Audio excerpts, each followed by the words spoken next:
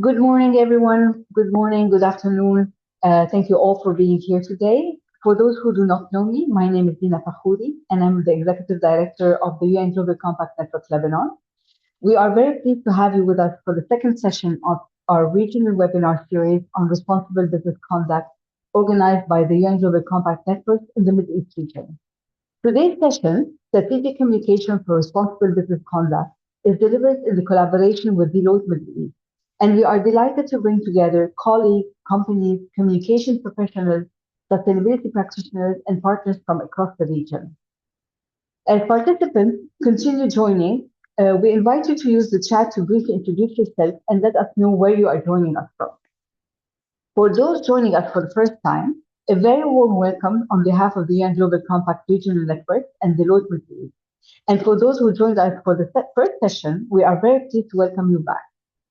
In our first session, just as a recap, we explored human rights due diligence as part of responsible business decision making. One message came through very clearly. Companies increasingly are expected to move beyond commitments and policies towards measurable action. The discussion reminded us that responsible business conduct is not only about what companies say, but about how they make decisions, manage risk, treat people, engage stakeholders, and follow through the process. Through the panel, we also heard practical examples of what this means in business, translating policies into local action, listening to frontline teams, strengthening supplier due diligence, protecting employees, adapting operations, and supporting communities. What do we expect from today? Today, we build on that foundation by looking at the role of communication, how companies can communicate with clarity, care, and credibility during periods of uncertainty and heightened stakeholder expectations. We will look at what responsible communication means in practice, both externally with stakeholders and the public, and internally with employees and leadership. But before we begin, allow me to share a few housekeeping notes. Today's session is being recorded, and the recording will be shared with participants after the webinar. We also want the session to be interactive, so please use the Zoom Q&A box throughout the session to share your questions. You can also upvote questions from other participants, and we will do our best to bring as many of them as possible into the discussion. Given the diversity of our audience, today's session will be delivered in English. However, you may use the caption function by clicking on the three dots in the Zoom toolbar and selecting Arabic or any other language of your preference.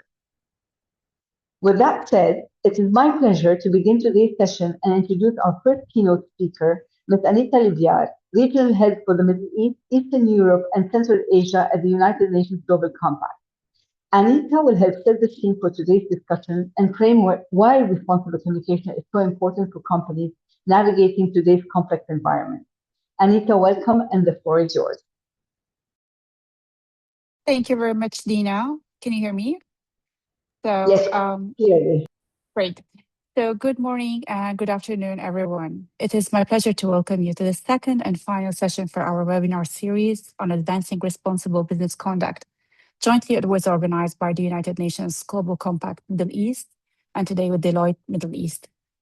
Last week, we explored the human rights due diligence as a practical approach to helping companies identify, prevent, and address risks across their operational and value chains. Today, we build on that foundation by focusing on another essential pillar of responsible business conduct, responsible communication. Today's business environment is increasingly shaped by geopolitical uncertainty, rapid technological change, heightened stakeholder expectations, and an unprecedented speed at which information, but also misinformation, can spread. In this context, communication has become much more than a corporate function. It is becoming a leadership responsibility. At the United Nations Global Compact, we believe that responsible communication is not about just protecting reputation. It's about strengthening trust, demonstrating accountability, and ensuring that what companies communicate is firmly grounded in what they do. Ultimately, credibility is built not by words alone, but by the alignment between commitments, decisions, actions, and communication. As businesses navigate increasingly complex environments, stakeholders are looking not only at what organizations communicate, but how and why they communicate, particularly when there's times of uncertainty, scrutiny, or difficult decisions. Today's discussions bring together distinguished experts from the United Nations, Deloitte, and leading companies to share practical insights, as they did in the previous sessions, and experiences on communicating with transparency, consistency, and integrity, while balancing at the same time speed with accuracy and openness with responsibility. I would like to sincerely thank today our partners, Deloitte Middle East, for their continued partnership in delivering this webinar, and extend my appreciation to all our speakers for sharing their expertise with us today, openly and candidly. I encourage all participants to approach today's discussion with one question in mind. Does our communication simply tell our story, or does it demonstrate our responsibility? Thank you all again for joining us, and I wish you an engaging and a very insightful session. With that, I'm pleased to hand it over to our moderator. Thank you very much. Thank you very much, Anita, for those insightful opening reflections. They are very much important before we deep dive into the following discussion. I would like to take a moment to sincerely thank Deloitte Middle East for their collaboration on today's session, and especially Yasmin Kayali, Maya Rakai, Soha Boutaili, and Vibal Khai for their support and coordination throughout the preparation process. It is now my pleasure to invite Ms. Yasmin Kayali, Chief Marketing Officer and Societal Impact Leader at Deloitte Middle East, to share Deloitte's opening remarks. With more than 2 decades of leadership experience spanning multinational corporations, government entities, and international humanitarian organizations, Yasmin brings a distinctive cross-sector perspective to institutional transformation. She advises senior executives on reputation strategy, public policy positioning, and stakeholder diplomacy in an increasingly complex geopolitical environment. Yasmin, thank you again for being with us. Over to you. Thank you so much, Dina, and thank you, Anita, for your very important intervention and introduction. Good afternoon, everyone. It's really a pleasure to join you today, and I'd like to thank the UN Global Compact networks across Jordan, Lebanon, Saudi Arabia, and the UAE for convening this very important and timely conversation. When we think about responsible business conduct, communication is often viewed as the final step, the way we explain decisions that have already been made. I would dare to argue that communication is part of the decision itself. In today's environment, trust is shaped in real time, and stakeholders, exactly like Anita was saying, are looking not only at what organizations say, but at how quickly they respond, how transparent they are in moments of uncertainty, and whether their actions consistently reflect their stated values. For communication leaders, like a lot of us today on the call, this means our role has fundamentally evolved. We are no longer simply storytellers. We are stewards of trust, helping organizations align purpose, strategy, and action across every stakeholder they serve. Earlier this year, we at Deloitte Middle East experienced this firsthand. We launched our Resilience Redefined initiative. This initiative began as a rapid response to an evolving regional situation, but then it became a demonstration of how strategic communication can create value. In just days, we were able to bring together multidisciplinary insights, market perspectives, and practical guidance to support our clients navigate uncertainty with greater confidence. The initiative reinforced an important lesson to all of us. In times of disruption, timely, transparent, and coordinated communication is not simply about protecting reputation. It's about enabling better decisions and strengthening trust. This is why conversations like the one we're about to have today truly matter. As expectations of business continue to evolve, communication is no longer a supporting function. It's a strategic capability. It helps organizations build resilience, reinforce credibility, and translate purpose into meaningful action. Thank you so much for joining us today. And I echo my organizers. Please do engage with us, share your questions, and offline also, if you have any questions, we're always ready to support. Thank you. Thank you very much, Yasmin, for those thoughtful remarks and for sharing Deloitte's perspective on the role of communication in strengthening trust, I insist on this word, and responsible business practice. We now move to a strategic insight segment focusing on information integrity and business trust from a UN perspective. It is my pleasure to welcome Nadine Dao, National Information Officer at the United Nations Information Center in Beirut. Nadine provides strategic communication support to the United Nations Resident and Humanitarian Coordinator for Lebanon and brings over 20 years of experience within the United Nations Secretariat, including in strategic communications, advocacy, partnerships, and work in complex contexts. Nadine, we are very pleased to have you with us. The floor is yours. Thank you so much, Dina. Good morning, everyone. Thanks for the intro. If I may, I'd like to start with a simple question. Imagine that tomorrow morning, your company becomes the center of a storm on social media, and within minutes, thousands of people have already formed an opinion about your company. Journalists are calling you nonstop. Employees are asking questions. Investors want reassurance. Customers expect answers, and yet you still don't know all the facts. So do you speak immediately or do you wait? If you speak too quickly, you're spreading misinformation, obviously, yourself. And if you wait too long, others will fill the silence for you. So for those of us working in the United Nations communications, especially in Lebanon over the past few years, this isn't a hypothetical scenario. It has become really part of our daily reality. And it has taught us one lesson above all, that every crisis has two fronts, the crisis itself and the battle over what people believe about it. And today I'd like to share what businesses can learn from that experience.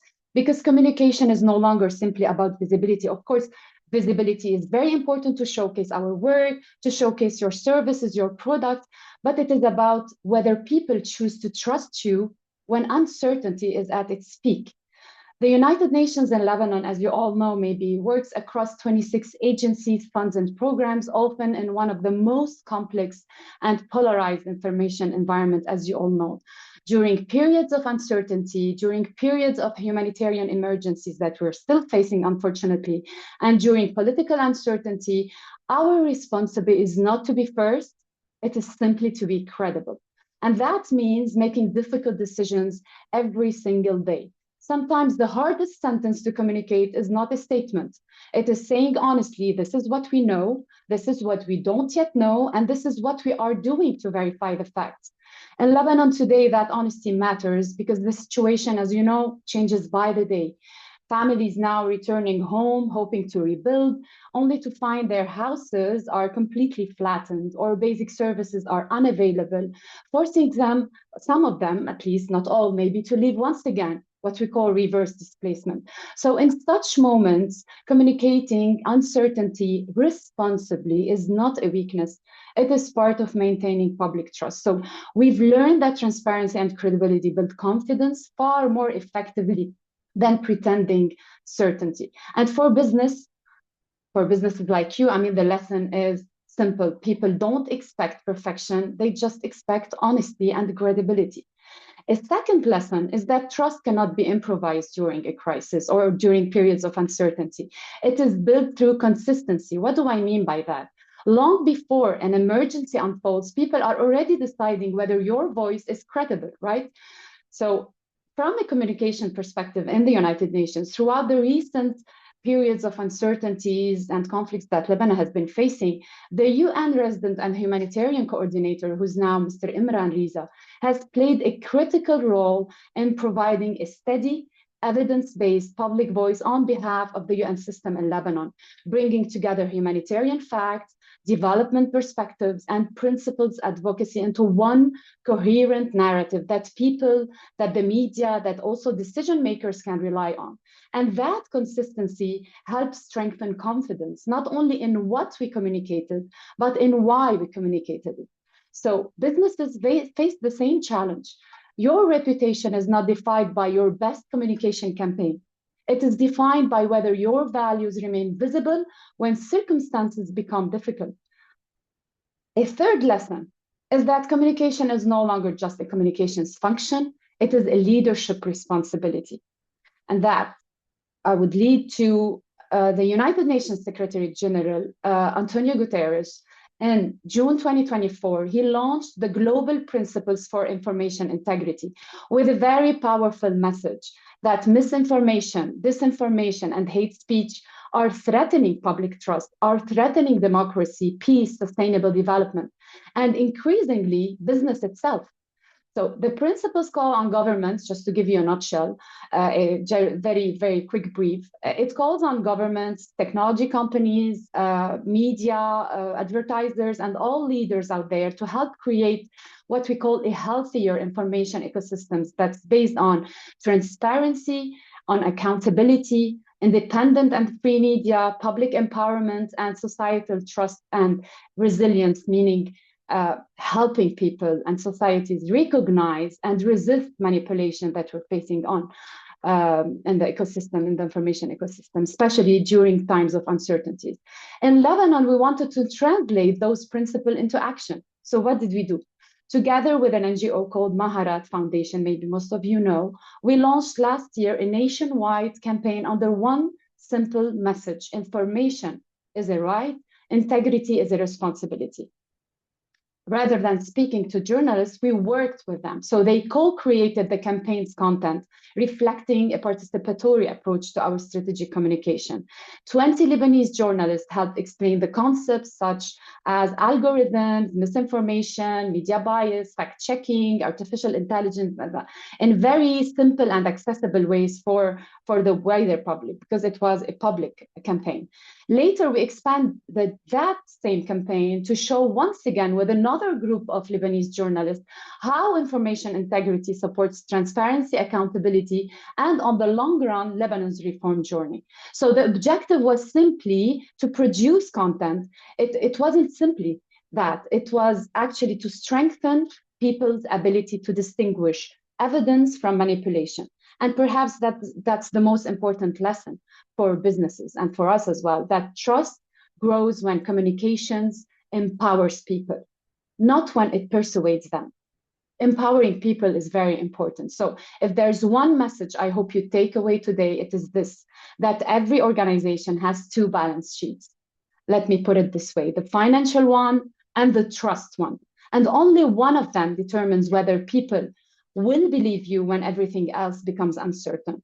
And especially now, when artificial intelligence are generating unlimited information in just few seconds, trust will become the scarcest strategic resource any organization possesses. And that trust will belong to those who communicate not simply with speed and not simply with creativity, but with full integrity. Because eventually people may remember your products, may remember your services, or even your profits, but they will always remember whether they believed you when it mattered most.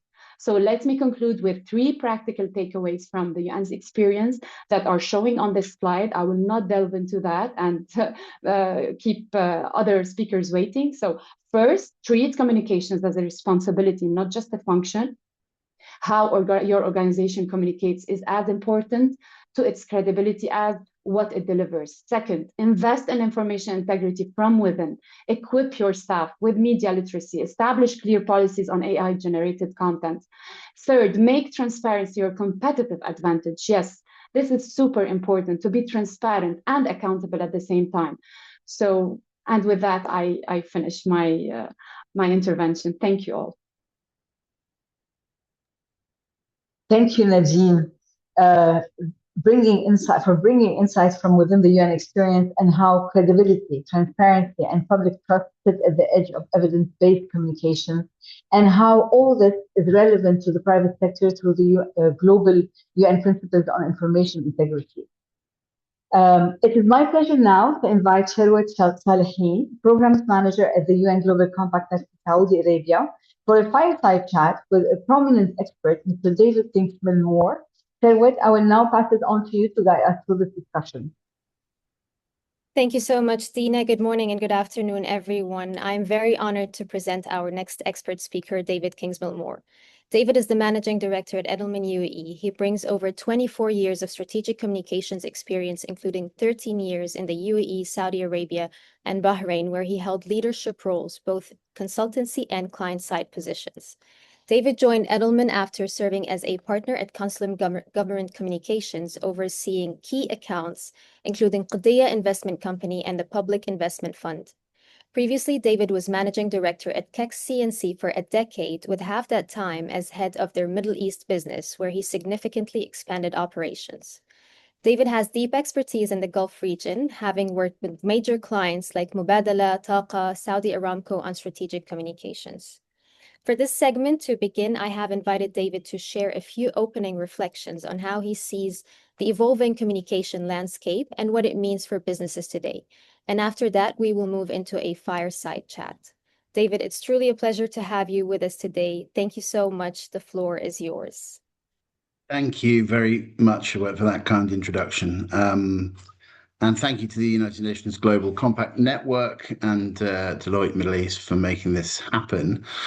I think there's no better time to be having the discussion we're having today. I think, for a lot of reasons, the world is in flux, and the pressures on organizations and on business, whether that's economic transformation or AI or changing stakeholder expectations, are placing enormous pressure and asking really searching questions of organizations and business. And I think communications needs to play an enhanced role in helping with that, and probably to be a bit more assertive in the decision-making process.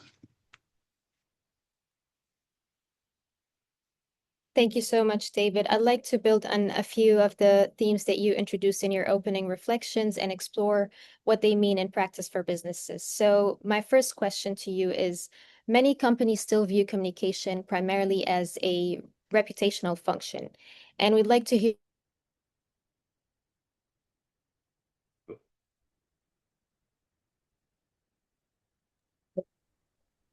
We probably lost Sharwat. Probably wait for her a couple of seconds if she can join in. No problem.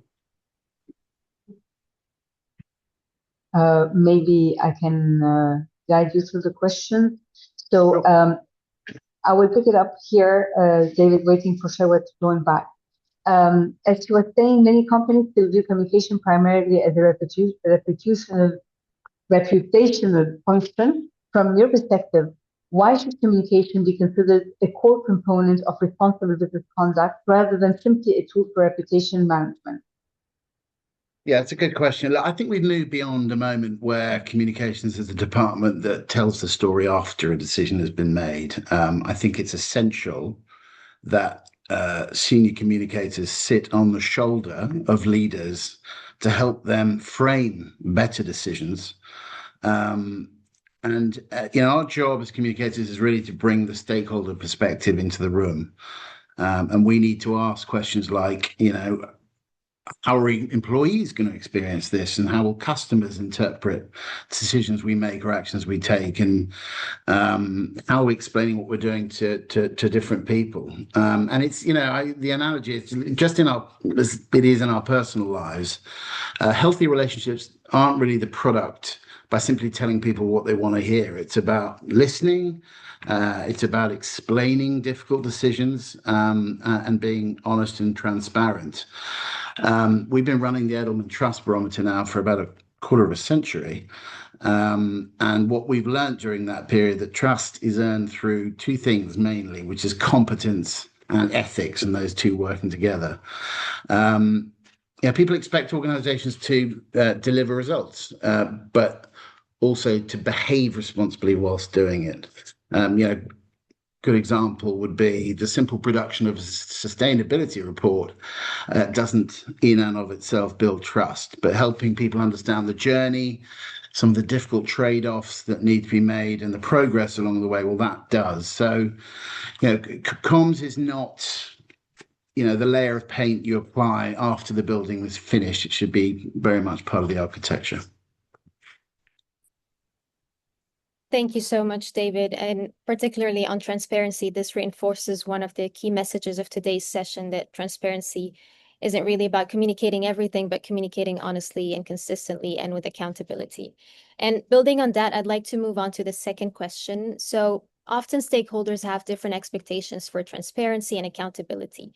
How can businesses maintain consistency and credibility in their communication while responding to different stakeholder needs?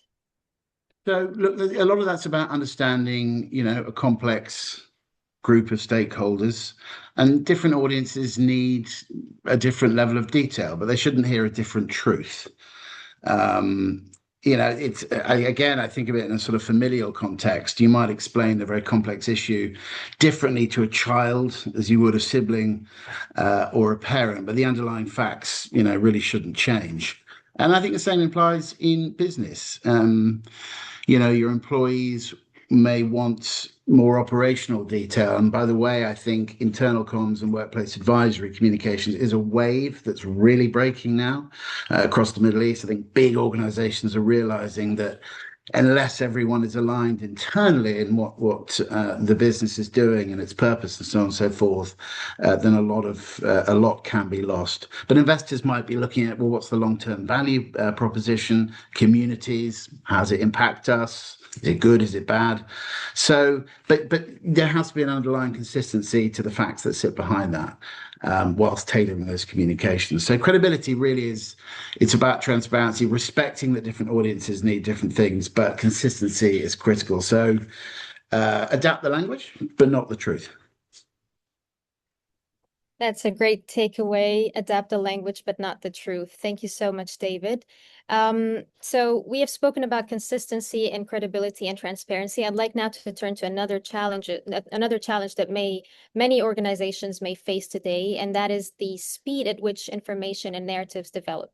So my third question would be, when negative narrative or a public allegation begins to surface or gain traction, what principles should guide a company's response before it decides what to say publicly? Well, look, I mean, I would always say that any organizations need to be well prepared for any potential eventuality. And look, speed matters, but credibility matters a lot more. Credibility is the most important thing you have. And once it's lost, it's incredibly hard to regain. So look, it's sweaty out there. Social media and AI have dramatically shifted, the speed level of attack and disinformation, by the way, that can come in your direction. But you've got to hold fast. Organizations shouldn't feel pressured to speak before they're ready to do so, because if you go out with anything which is speculative or you haven't stood it up and it's not true, then your credibility is shot, and no one's going to listen to you, beyond that point. So look, the best approach in my view is, yes, you should always got to acknowledge something that's happened, because then people know, okay, they're on it, they're thinking about this, they're working. You can't just hide, because a vacuum will be filled by other voices. But establish your facts very, very quickly. Hopefully in your planning you'll establish a lot of facts, but if it's something that's happened in the short term, it's essential that you have accurate information, and then communicate what you know. And a lot of this is about communicating the information to the people who need it most as quickly as you can, but it has to be accurate, otherwise you've lost your credibility. So silence will always create uncertainty, and people will start asking questions. Oh my Lord, what's happening? Are they on top of this? That acknowledgement piece is very, very important. Broadly, I think it's better to be first with the facts, but not first with speculation. Thank you so much, David. So a key takeaway would be pausing before responding and then gathering all the facts. Yeah, and planning. You can do 80% of the work ahead of time, and that helps you sleep at night, particularly as a leader. Got it. All right, so now we're moving on to the fourth question, which is about the Edelman Trust Barometer, which consistently highlights the importance of trust in shaping stakeholder relationships. What are the key factors that help organizations build and maintain trust when communicating particularly about complex or sensitive issues? And I believe my colleague is going to drop the global report from the Edelman Trust Barometer in the chat for everyone to explore. Yeah. Well, look, ethics and integrity just sort of sit at the core of everything. Every business must ask tough questions of itself. And it was very interesting to note that in last year's report, business was actually the most trusted entity. So something's going well. But at a fundamental level, trust is quite simple. It's about doing what you say you do. But the minute there is any dislocation between what you say you are and what you do, and what people see, then you're in trouble. So people can get very excited about messaging and saying what they are, but you are what you do. And there's that wonderful old Russian proverb, trust but verify. I think with the explosion of the channels that we live among today and the availability of information, you just don't get away with it. Any half truths, anything that is in any way inaccurate or even open to misinterpretation is very, very dangerous. You've got to be very credible. You've got to have a constant conversation with your audiences, and that is a dialogue. It's back and forth. Unless you know the minds of your stakeholders and are seen to respond to their views or their perception or their concerns, then you're not building a relationship. And it sort of goes back to that core principle, which is, we are all, whether we're a government or a business or an NGO, we are building relationships with people. And therefore, it does go back to some fairly human instincts. So in some ways, it's very simple. Business, I think, is performing pretty well at the moment. But you can't ever take it for granted. And, in the last 12, 18 months, we've all seen AI explode. And that comes with a whole set of new challenges. But the core principles, I think, remain the same.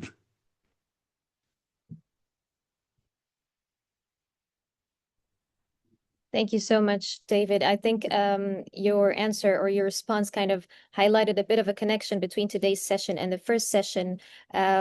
That some due diligence processes and stakeholder engagement may provide organizations with evidence and information, but responsible communication is how organizations use this information to really transparently communicate the decisions and base the decisions upon input from stakeholders. Sorry, Stuart. There's just one other point I'd make, actually, is that be a bit predictable. If you have built up a record of being a great communicator, really explaining who you are, even sometimes when it's tough things, then people will have, you establish an authenticity in people's minds that when things go wrong, you've got a kind of bank of trust there. And that's political capital, if you will, and that's there to spend. And they know, well, do you know what? They've had something bad has happened, but up until now, they've behaved, in an exemplary fashion. And that buys you time and credibility, and that is a protective device. Great advice, David. Thank you so much. Moving on to the fifth question, which is focus more on stakeholders. In an environment where stakeholders have skeptical or are skeptical of corporate messaging, how can companies ensure that their communication on responsible business conduct is not only well-intended, but also evidence-based, aligned with action, and credible to the people most affected by their decisions? Again, I think do what you say you're doing, but explain why you're doing it. And look, it gets tough when the decisions you're making are not going to please everyone. And that's when I think communicators are at their most valuable to leaders, because look, sometimes the choices you have are not great ones. But if you're prepared to make tough choices, deliver sometimes tough information, but then go, okay, there's a problem here, but I'm going to tell you how we're going to sort this out. If somebody reverses into my car and then drives off or doesn't tell me, then, I'm going to be very unhappy. But if they come to me and say, look, very sorry, I just nudged your car in the parking lot. Here are my insurance details. We'll get this sorted. You'll have a brand new car back in a week. And that's great. So people are measured on how they perform under pressure. I always thought that in a crisis, this is actually an opportunity to show what you're about and show that you have integrity, and that even in tough times, you will behave with integrity and do things in the right way, because everyone faces them, and we all know that all businesses, all people will face challenging circumstances, but it's the manner and the distinction in the way that you manage that is how you'll be judged. Thank you so much, David. I actually have one more question, but my colleagues are telling me to wrap up as we have more speakers lined up. So, David, thank you so much for sharing your insights today. And a common thread, I would say, throughout the discussion has been that responsible communication cannot exist in isolation. It must be grounded in responsible business conduct, supported by evidence and aligned with what organizations are actually doing in practice. Your intervention has provided an excellent foundation for the panel discussion that follows, where we will hear practical perspectives on how organizations are putting these principles into practice. I'd like to remind our participants to use the Q&A function if they have any burning questions at the moment. And David, please feel free to respond to any questions that are coming through the Q&A. Thank you so much, David. And Dina, over to you. Thank you, Sherwood. Thank you, David, for those insights. I'm sure there's a lot of takeaway for the audience on the importance of business conduct and communication. We now move, as mentioned by, sorry, I forgot to put my video on, and my colleagues are reminding me. We are now moving from the broader landscape into practice, with a panel discussion exploring how companies approach responsible communication across different contexts, stakeholders, and business realities. I am pleased to welcome back Ms. Yasmin Kayali, who will moderate this discussion. And Yasmin, I will now pass it on to you to introduce our panel and panelists. Thank you, Dina. So I think, again, welcome back to our discussion on advancing responsible business conduct when it comes to strategic communication. As we've been reiterating, in today's environment, trust is built not only through what organizations do, but through how transparently and credibly they communicate their actions. As expectations around ethics and accountability continue to rise, responsible business conduct and strategic communication have become increasingly interconnected. I'm so delighted to be joined by a distinguished panel of experts who bring diverse perspectives on these issues. Allow me to briefly introduce our panelists. I want to start with Gassia Pikian, who is the Global Communications and Sustainability Manager at Indevco Group. She sits at the intersection of ESG and corporate communication, with more than a decade of experience in sustainability strategy, reporting, and stakeholder engagement. She helps organizations translate commitments into credible action and lasting stakeholder trust.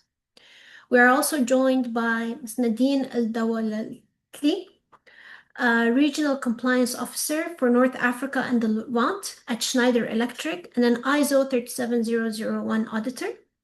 She brings deep expertise in ethics, governance, compliance, and risk management, helping organizations ensure their decisions and responses are not only effective, but responsible and defensible. And last but not least, of course, we're joined by Alex Malou, founder of Narrative Shapers, with more than 25 years of experience advising governments, giga projects, and multinational organizations on strategic communications, reputation management, and issues response. As a board member of the Chartered Institute of Public Relations, he works closely with leaders navigating complex communications and reputational challenges. Thank you all for joining us, and let's dive straight into our discussion. Alex, I would like to start with you. How can companies ensure that their communication on sustainability and responsible business remains credible, sensitive, and connected to real action, particularly in moments when stakeholders expect clarity, consistency, and accountability? Thank you very much, Yasmin. And it is a pleasure to be on this panel. And it is a very important topic that we need to address, especially for the region. Sustainability is rising in terms of the agenda. We are seeing increasing challenges when it comes to sustainability-related issues such as climate change. We've obviously seen the temperatures this week in Europe, but again, within the Gulf, we regularly hit 50+ degrees in summer in places like Kuwait and Saudi Arabia. So these are issues that we have to tackle. Now, I would say there is one word which sums everything up in the initial discussion of sustainability, and that is transparency. Organizations need to be very clear in terms of, first of all, what they want to achieve. That's the first thing they've got to think about. And then two, what are they achieving? And how do they achieve it? And then the third piece is, how are they engaging with stakeholders around them? And that's obviously where the communications piece comes in. I'm going to reference very briefly Schneider Electric. So I used to work there. It's now top of the charts in terms of most sustainable company for 3 years in a row. And what I found fascinating with how they do things when it comes to transparency and openness is they're a listed company, but they don't just report financials every 3 months. They actually report on their sustainability achievements. They map it out very clearly, what we want to do, say by 2030. And every quarter they come in and they report on the achievements. What have they done? How have they done it? And also as well, what has not worked out so well? And where do they need to focus on? So I think that transparency and openness on a topic which people often associate corporates with greenwashing, and that we say we're doing a lot, where in practice, maybe it's different, especially when times are tough, when you've got to cut back on spending. Sustainability is a thing which is often cut. Transparency and that openness and walking the talk, that is how you really push the agenda. That's how you build trust. And that's how you move our topic forward, sustainability in business. And for me, it's a great example. Thank you so much for giving us that live example. And it's a perfect pivot to Nadine, who can speak more to this. Nadine, for companies, especially like yours, operating across different markets with different local laws and global standards and stakeholder expectations that may not always move in the same direction, how can you maintain consistent value-based communication while respecting local legal and regulatory requirements? Thank you very much. So I think despite everything is different from one country to another, from cultural perspective, from laws perspective, I think the one thing that we can all agree on is the integrity. And I think the foundation is a strong culture of integrity, and it should be supported by clear governance and leadership commitments. So companies operating across different markets will definitely face different legal requirements, cultural norms, as we said. However, the one thing that should be always fixed is the core values that we are all born with all over the world, such as integrity, transparency, respect. They are the ones that are very much consistent, and you can see it everywhere. So many people in governance world go into the trap of we need more policies, we need more process. However, what I think we should always look for is a better decision-making and escalation framework. And this would actually enable a strong coordination between compliance and legal, communication, business, and everyone. So if we have a very strong framework where we can all together work in, I think it makes life so much easier. If I can also refer from the ISO perspective of the anti-bribery management system, we have been recently certified. This is our first year.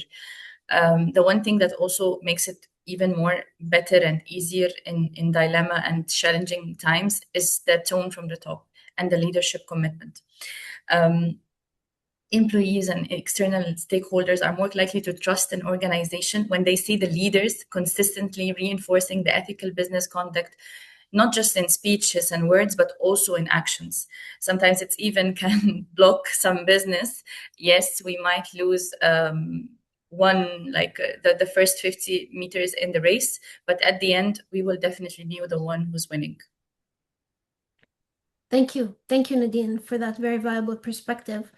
Gassia, I shift to you and I shift to another perspective, which is the B2B context, where external communication is often less visible than consumer communication or direct communication, but it can also be highly strategic and impactful.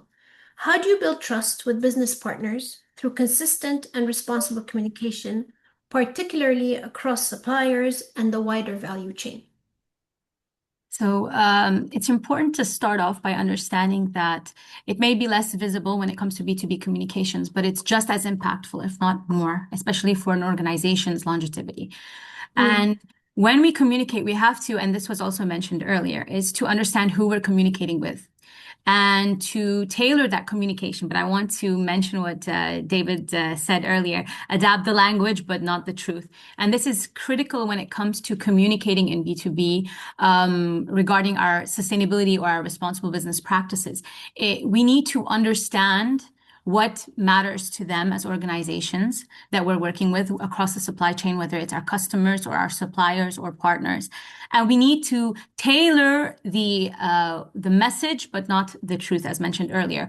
We need to be able to understand what matters to them. And also, as Yasmin had mentioned, we're no longer, or you had mentioned, we are no longer storytellers. We are beacons of truth. And so in this situation, when we are talking to our business partners, we have to tailor the communications in a way where we are data-oriented, we have facts, reports, and measurable impacts to back the statements that we are sending out there. We need to think about the bottom line of our target audience. And this is something that in the sustainability world, we tend to be afraid to communicate because we always assume that, oh, if we're a profitable business, this is against being sustainable, while in fact, it's the opposite. It's about doing good and performing well. So an organization needs to also stay afloat. So it needs to be profitable. So when we're communicating sustainability to our business partners, to build trust, we need to understand first off what matters to them. What are their sustainability commitments? What are their objectives? And showing the alignment between our sustainability objectives and our commitments with those and how that works in terms of partnerships like SDG 17. And we have to also take into consideration the compliance aspect in which our partners will be thinking about compliance and governmental requirements. And so what we communicate needs to be fact-based. It needs to be more than just a story. It needs to be, there needs to be information that we can be held accountable to. And we need to have all that data and all that information to back whatever we're saying. So that's the most important thing when it comes to building trust and credibility with them. It's consistency, honesty, transparency, and accountability. Definitely. Thank you, Gasa. I think also being a part of our network or originally building a relationship, working relationship with people who or organizations that have similar values and similar ambition, especially when it comes to sustainability and business ethic. I think this establishes first and foremost how you move forward. Alex, I wanted to come back to you, especially reflecting on all the uncertainty going on around us. During these periods of uncertainty, what do you think would be a strategic approach for companies to take to communicate quickly but responsibly? There are many tools out there. What do you think are the right tools and the right channels so that they can reach stakeholders effectively and promptly? It's a great question. I remember when I started off in communications, we had a press release, we had a fax machine. We didn't have much in the way of social media. And now, you know, I just, it feels like there's a new social media platform every other week, which is being launched. You know, I'd start off, first of all, before anything else, just begin, you know, don't wait. Don't strategize, just get the work done. Start with your own channels. I'm assuming organizations would have a website, have a blog page or a news page in there. That's the first thing. Can people as well sign up? Make sure that people can sign up to your news, because people who follow you, that's priceless. You can't buy that. I think second as well, obviously we are social animals. We are social media animals. We're all on probably 5 or 6 different platforms at least.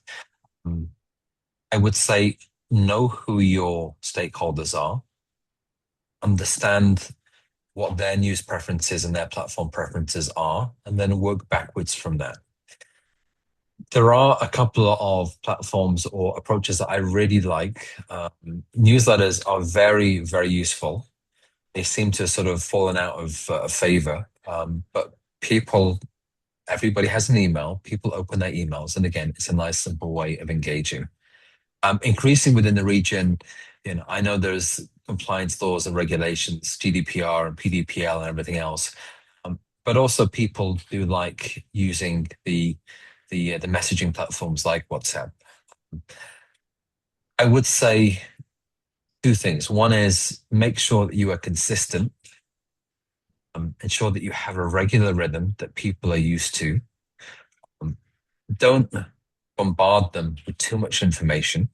Give them enough so that they are happy, and they will come back and they will tell you, we want more. At the same time as well, especially when things are tough, don't go quiet. Don't go silent. Your voice matters. People want to hear from you. And if you don't speak, somebody will claim that voice on your behalf. And that's the most damaging thing that can happen. So, a couple of pieces of advice. It is not easy, but, this is why we are a community and we're here to help each other. Definitely. Thank you, Alex. Yeah, the landscape has definitely evolved and changed over the years. And Nadine, I wanted to delve more with you into governance. We tackled it a bit in the first question, but I'd like to delve more into, in these sensitive contexts, communication decisions also, in order for us to be agile, but they require legal, compliance, HR, operations, leadership, sign-off. So from this governance and compliance perspective, what should companies have in place before in the onset in order to communicate internally or externally on sensitive issues? I think from my perspective, in order to have an effective communication, especially in sensitive situation, this should not start on the crisis itself or when there is a dilemma situation. I believe it should start long before the event happens. It should be consistent, it should be safe, and it should be, covered with leadership commitment and integrity. So from my perspective, if we can make it very simple, I think that the 3 pillars would be the clarity of the decision making and approval and the escalation framework. So people need to understand who should be involved, who has the authority to approve such communication, and how it is escalated, and what happens when it escalated. Because unfortunately, most of the time, me being in governance, they see compliance as a black box. They don't understand what's happening. Oh, that's compliance is coming, and everyone is freaking out. So I think it should be very clear what is the escalation framework, how to approve it, and how to deal with it. Second would be the cross-functional coordination. As you said, we never take decisions, especially in dilemma situations, alone. We have our communication team, we have our legal, HR, and business together.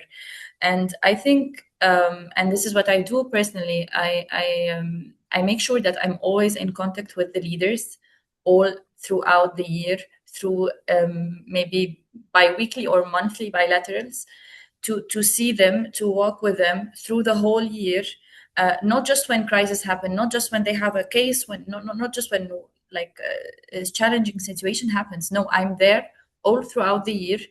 We build on our relationship together. I take the time to explain my perspective so that when we are in a place where we need to take a strong decision, this trust makes a tolerance, so that maybe they would understand that I know their life, I know their struggles, I know their challenges, and I'm supporting them, and they as well understand my perspective and where I'm coming from. So I think just trying to not to complicate things. I think these are the most important thing. Yeah, I think also potentially establishing like a framework and a playbook per se, and a couple of, I don't want to say generic because it's not fair to say generic holding statements, is always beneficial for something to lean on, especially when you're trying to be very quick on your toes. And then, Gasia, you spoke about acknowledging challenges and being very transparent, whether to your stakeholders or to your people. But can we speak more pragmatically about how that translates when companies want to communicate progress, but also acknowledge challenges? And Alex had said that Schneider does that in their communication, that they're very honest and they say what worked and what didn't work. But we are operating in a very complex and sensitive environment. So how do we navigate that? And where do you draw the guardrails? So to start off, it's important to understand the resistance that there will be in general in highlighting, or the fear that there is predominantly in highlighting your challenges, your obstacles, or where you've fallen short. And it's important, and I'm going to refer back to something that Nadine said, and I'm referring back to what others have said because it's really fits into what I'm trying to get at, is that people don't expect perfection, especially when it comes to sustainability. We need to understand that we don't work in a vacuum, and there will be uncertainty and there will be hindrances. And the best way to address that is to effectively present the achievements that we have and the progress we have, while also addressing the challenges simultaneously. So you identify what you've progressed. At the same time, identify the challenges, the obstacles you've faced, and you also have to present, and this is something we have to also understand, is that once you've presented the challenge or the obstacles or anything that has come in the way of you reaching targets, goals, or commitments that you've publicly committed previously, if you address them and you also mention how you're working to overcome these challenges, the public and your stakeholders will be understanding. People tend to worry and think that by hiding behind silence or simply omitting or not mentioning these challenges is safer for an organization. But in fact, it is quite the opposite. You avert risk by directly heads-on speaking about it. And that's why you have communications teams who know how to deliver the message in a way that is clear, and that in a way that shows the proactive approach you're taking to address these challenges in order to not face them again, and how to proceed following these hindrances. So you have to separate facts from expectations. So you have to very transparently discuss, yeah, we had set these targets, these commitments, these goals. But this happened. This is the truth. It happened, whether it be external factors or internal factors. These situations happened. There's nothing to hide. And what we did was, yes, it did delay our progress towards what we had set originally as targets, but we are still working full force towards these targets. We do acknowledge that these challenges happened, but we are still doing X, Y, Z in order to address them. And this is actually part of the reporting process as well. Part of the reporting process is you have to be held accountable for any circumstances that hinder your progress. And you have to also be transparent about it. So you won't be penalized by being honest about the challenges. In fact, it's the opposite. And it's very important for them to understand this. So it's just very simple. You present your achievements, you present the challenges, and you put the steps forward that you're taking in order to avoid it happening again and how to overcome these, and set realistic targets for the future, and just be consistent in your communications. That's it. Always give those updates when necessary. Excellent. Thank you. Alex, we started to talk about the changing media landscape and the PR landscape, but maybe we can speak about it more. Given the rapid growth of social media, the 24/7 news cycle, and the rise of AI-generated content, which also some of the speakers spoke about, how should we rethink our crisis communication strategies in order to maintain trust, transparency, and credibility in moments of uncertainty within all of that noise coming at us and at our stakeholders? I mean, we could talk about this for days. It is a crazy world out there in terms of social media and AI, just the amount of fakes, the amount of content being pushed out. AI is shifting everything, and it's doing it so quickly. And it is a very powerful force when used the right way. Similar tools, and I'm happy to say this. My wife makes some incredible tools in AI. And I look at the stuff she does in terms of coding. And actually, we both did computation as our degrees, but you can just produce something in a matter of hours, which would take weeks and months to otherwise do. At the same time, I've seen people using AI in the office, no approvals. They're just doing it. They're uploading content to the public cloud, which anybody can check out. And I think what I would say is, very briefly, organizations need to get on top of AI. They need to understand, obviously, what they can do in terms of benefiting from it, but also as well the risks that AI poses. They need to ensure that their people understand as well what AI should be used for, and give them the tools, help them, help them learn, help them understand what they can do and how they can do it. And at the same time, also as well, make sure that your stakeholders on the communications perspective understand that this is your voice. So that when somebody does come along and tries to impersonate you, and they will do it, they've already started doing it in certain markets in North America and Europe, they sense that something is up. And they will be able to tell the difference between when you are speaking and when somebody else is trying to fake it using AI. So I'm going to stop there, because otherwise I'm going to go on and on and on. Thanks, Alex. And Nadine, so this is Alex's perspective from a PR consultancy point of view, potentially, and a communication expert. From the business point of view, the realities of social media, AI, how has that impacted the way you go about your governance and your compliance from a business point of view? I can echo Alex. We can speak about that for days, but I will try to be as brief and to the point as possible. I think, okay, so this happens normally in crisis situations, again, in difficult times, because when everything is stable, there is not much room for risks. But I think the social media itself, the biggest, from a governance perspective, the biggest risk is the reputational issue, that someone would sabotage our reputation. But the real challenge is to have a fast decision making without and handling the current situation without creating additional regulatory or corruption risk in the future. So yeah, we are in a challenging situation. We need to fix what's happening. We need to, for example, respond to something. We need to post something during this dilemma situation. But we need to be careful so that we are not just fixing this one and creating more and more reputational damage and regulatory and corruption issues. I think yes, we need now to have a social media policy. I don't like also to refer back to creating more policies, but I think this one is really essential. Having a social media policy, we do have that in Schneider, and it benefited us a lot. People need to understand, because it's a very thin line.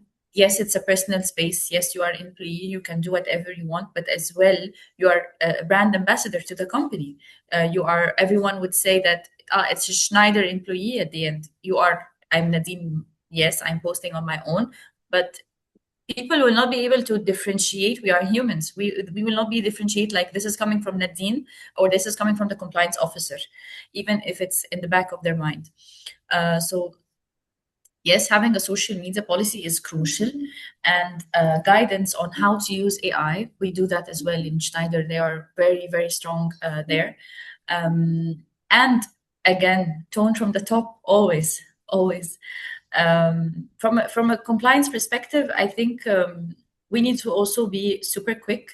and not just rely on what we know. We need to always be prepared on how the future is coming and the impact of AI in the social media.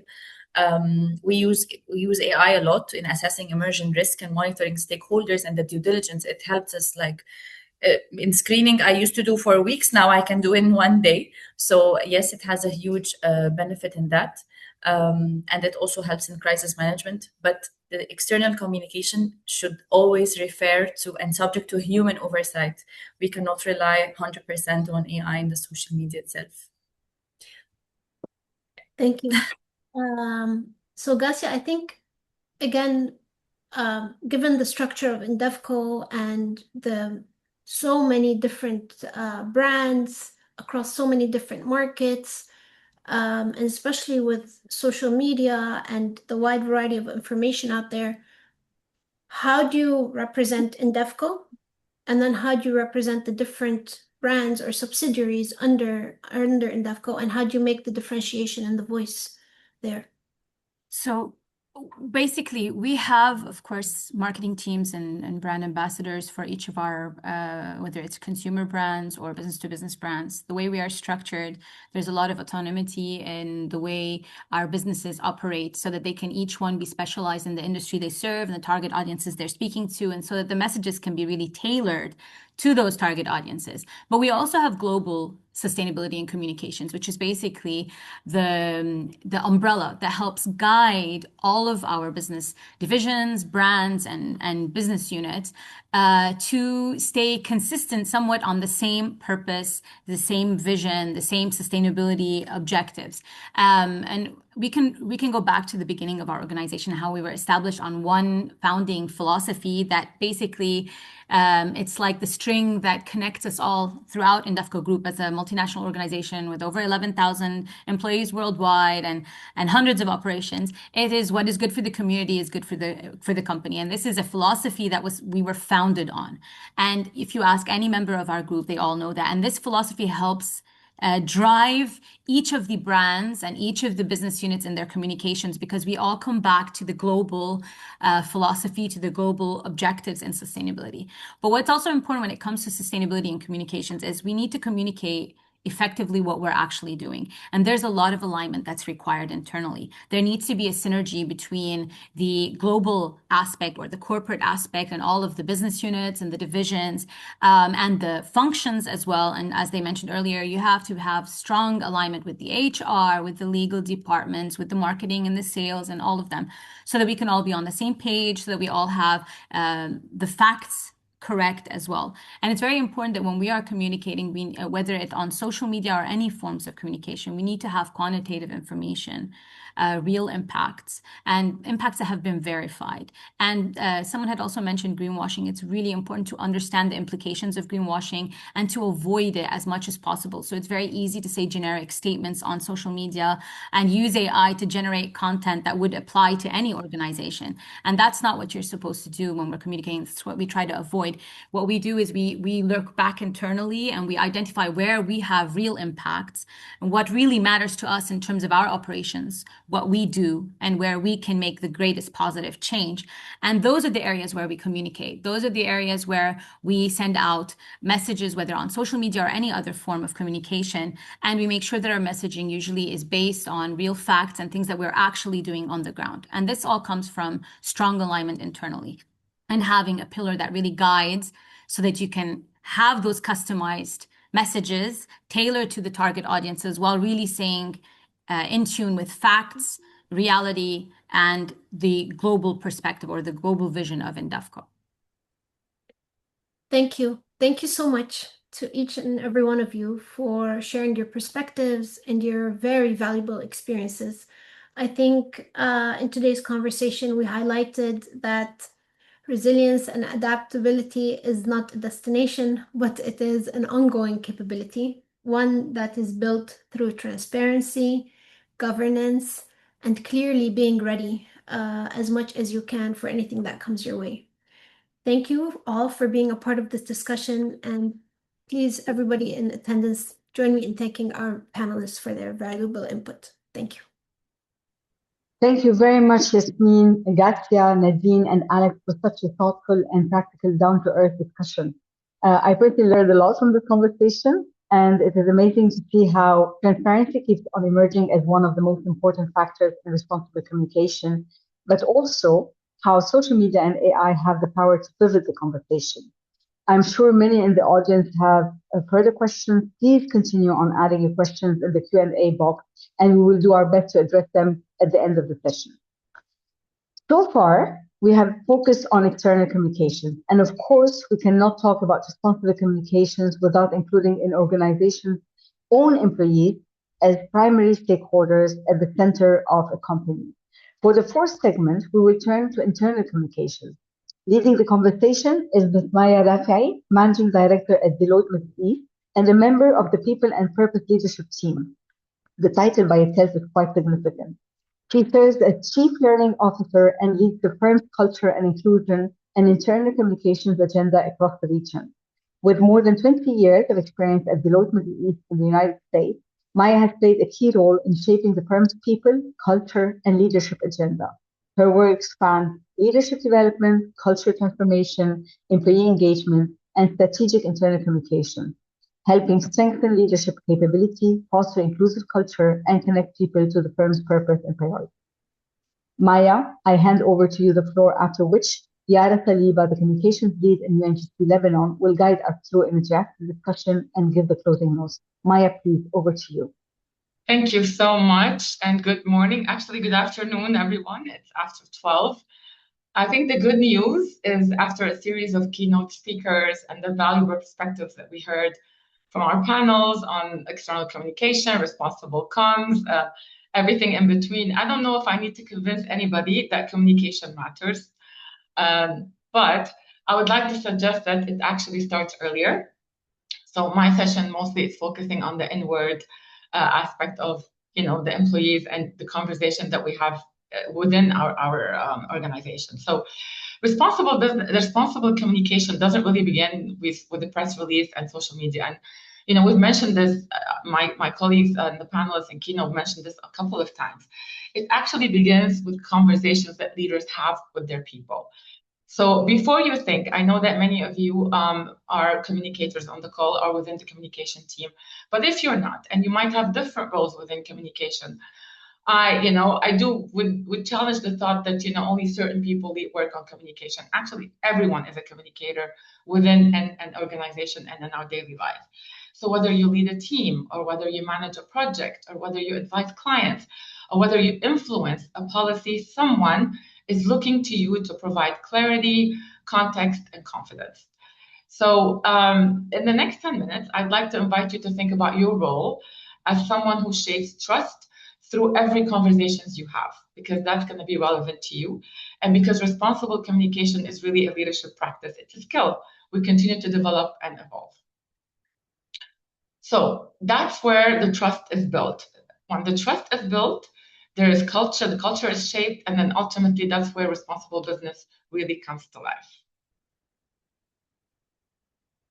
Great, I was able to change this. Okay.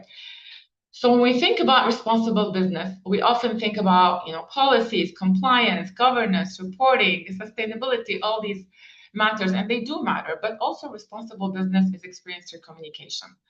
And here I would like to focus on three main things. First, communication brings value to life. Values don't change behavior. We all know that. It's leaders who do, starting from the top, that tone of voice, that walking the talk, and then turning those principles and policies into actual reality and into practice.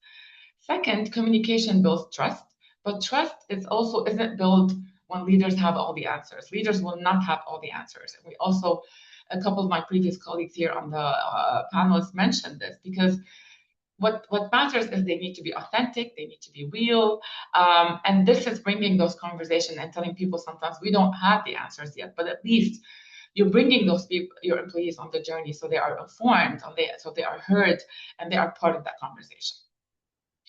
Third, communication becomes more and more critical in times of uncertainty. We talked about having a playbook. Yes, of course, we all have playbooks.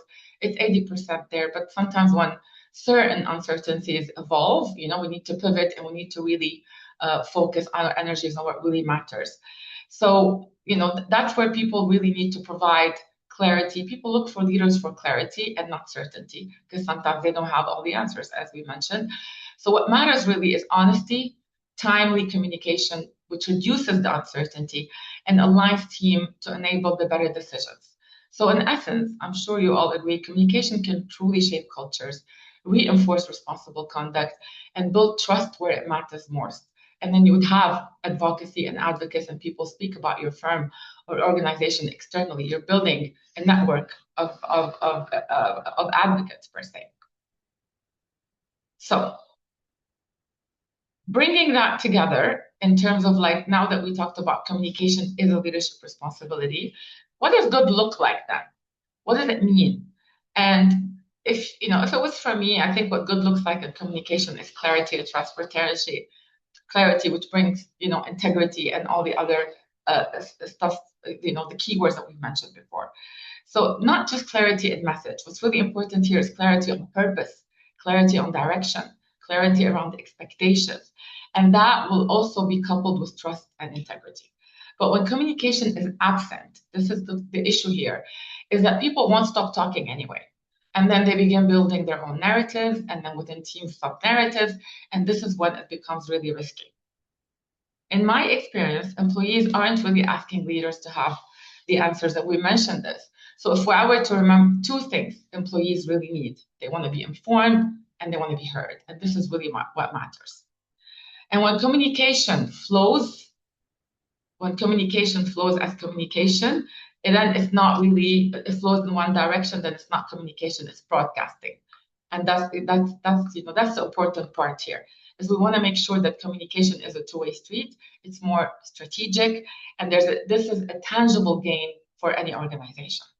So organizations that communicate well become more resilient, more agile. People stay focused and committed because they understand both the direction and the role that they play in it. People need to understand they're part of something big, and that's when it becomes really meaningful. So what does it mean to leaders? I think it goes down to 4 simple behaviors. Communicate early, communicate often, communicate transparently, and the hardest part is listen actively, which I'm sure many of us are guilty of at sometimes.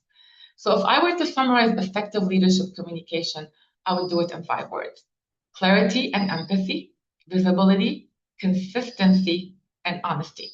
These 5 principles create credibility and trust, which will enable organizations to navigate complexity during difficult times. And of course, communication clearly is part of the question. The real test when we are under certain pressure, like some of the regional situation that we all have experienced. And especially from a Deloitte perspective, we operate across 15 different countries.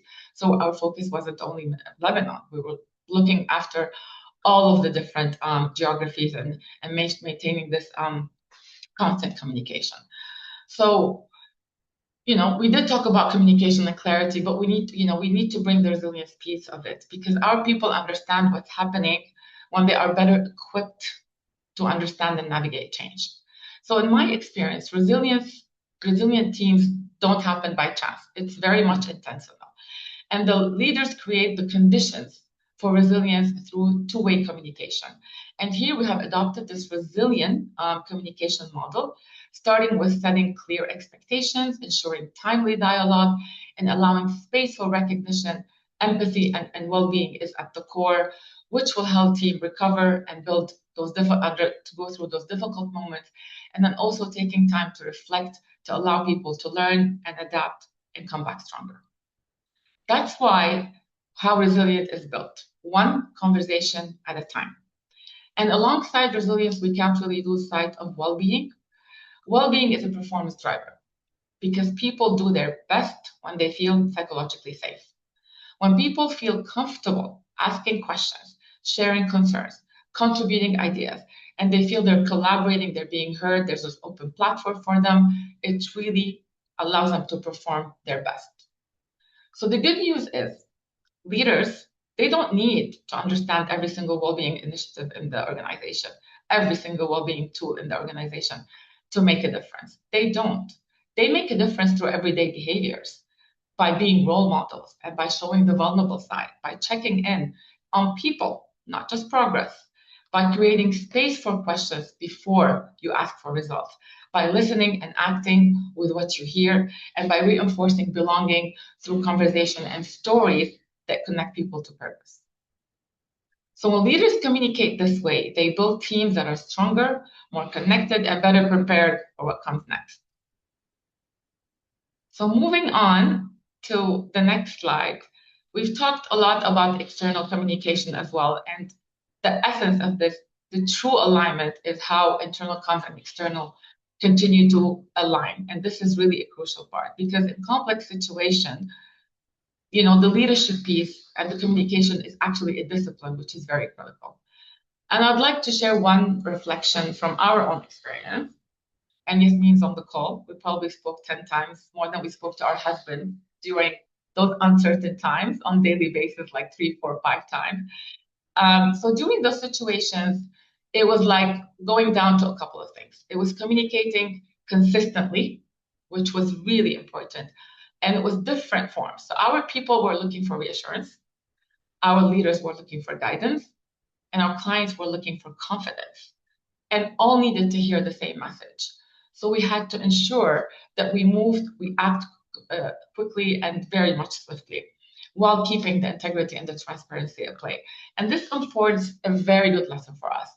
Alignment is as important as speed, as transparency, because it establishes this credibility, which is very essential. So when organizations are navigating uncertainty, there are 4 things that are really essential. First, employees first. They need to hear it first before it goes out to public. Employees should never hear about an organization externally before internally. Second, every audience may need a different level of details. And I did catch what, adapt the language, not the truth. I love that. I'm going to steal it. And that's exactly it. The core message was the same, but we did have to flux because of clients. They need a different message, our people, our leaders. So we had a different cascaded approach with ongoing communication. And this really establishes one trusted source, truth of source. So we immediately, when this period happened, we created a central portal, which was swiftly created in like 24 hours. And this brought together daily updates. It brought together travel and security guidelines. It brought together HR policies, well-being resources, FAQs, and practical tools all in one place. So that was our single source of truth. Because when there are multiple ones, then uncertainty can grow. And finally, communication only works when leadership, HR, communication, internal and external comms are all fully aligned. And this is something I echo. This was mentioned previously, for we're all on the same page in terms of alignment. So to close today, I would leave you with one final reflection. Everything we discussed that comes down to simple practices. Keep people at the center, at the core and center. Equip leaders to communicate with intent. Embed support into everyday interactions and speak with one voice. One thing I've learned over the years that communication is rarely defined by big announcements. It's defined by conversations that happen every day. It's defined through check-ins before any meeting. It's defined through the explanations behind a difficult decisions that you need to make, giving some at least explanation behind it. And the moment someone chooses to listen before they respond, these are the moments that build trust. Those are the moments that shape culture. And ultimately, those are the moments that define responsible business. So wherever you sit in your organization, we have over 100 people on the call. Remember that every conversation is an opportunity to build clarity, strengthen trust, and lead with purpose. And thank you so much. Thank you very much, Maya, for those valuable insights and for highlighting the importance of internal communication. So hello, everyone. This is Yara Saliba, Communications Lead at UNGC Lebanon. And I'll now walk you through our final interactive scenario-based discussion where we would like to hear from you. So we'll be using Mentimeter to reflect on a practical communication scenario and see how you would approach it. So you can join Mentimeter. Let's wait a few seconds using the QR code on the screen, and I'll be sharing also in the chat the link.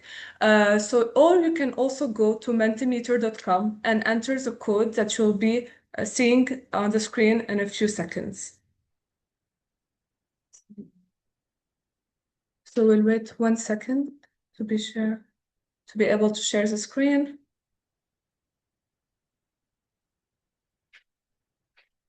Okay, so please scan the QR code, or you can also access Mentimeter through the link in the chat.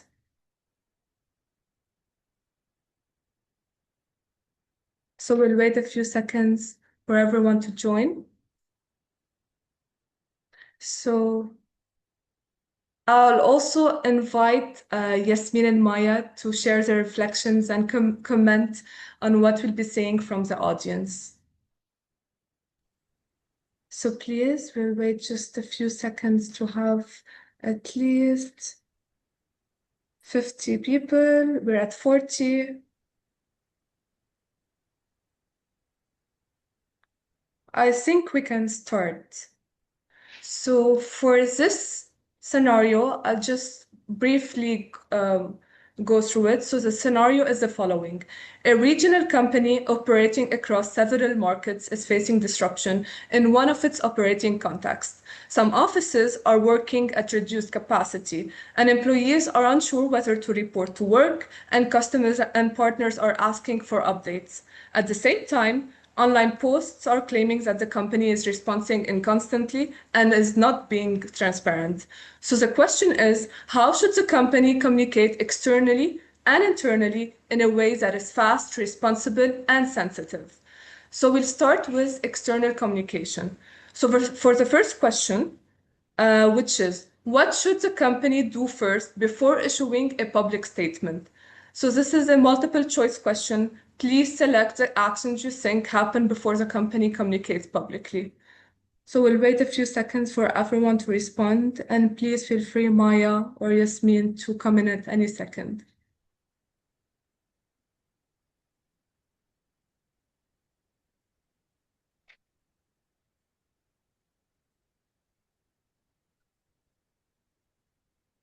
So we already have some responses coming in.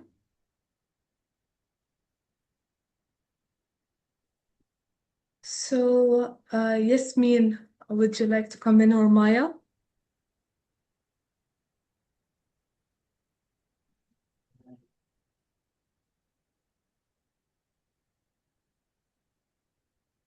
We have more than 20 people choosing option A.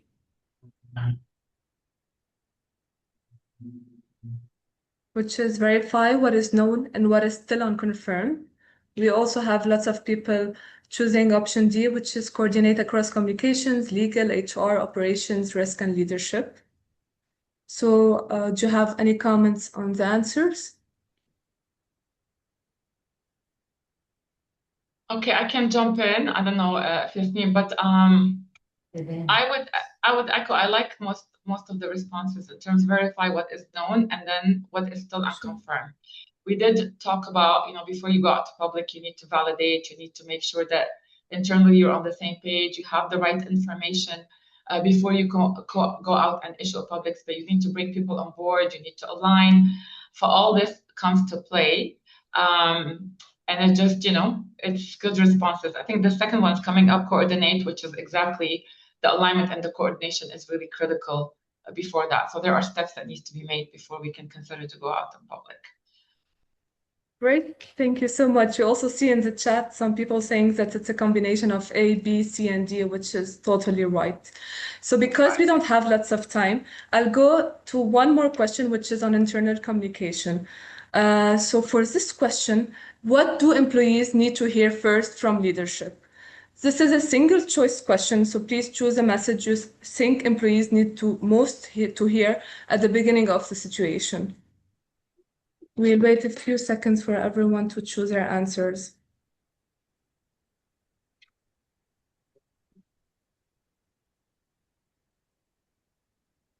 We have lots of people choosing option B, which is clear message on safety, work expectation, available support, and where to ask questions. So what do you think, Maya, on this one? Do you have any reflections on why they're choosing this option? Because this is generally one of the approach, like the first thing when you need to do in certain situations, people want to hear from leaders. What does it mean to me? What are my expectations?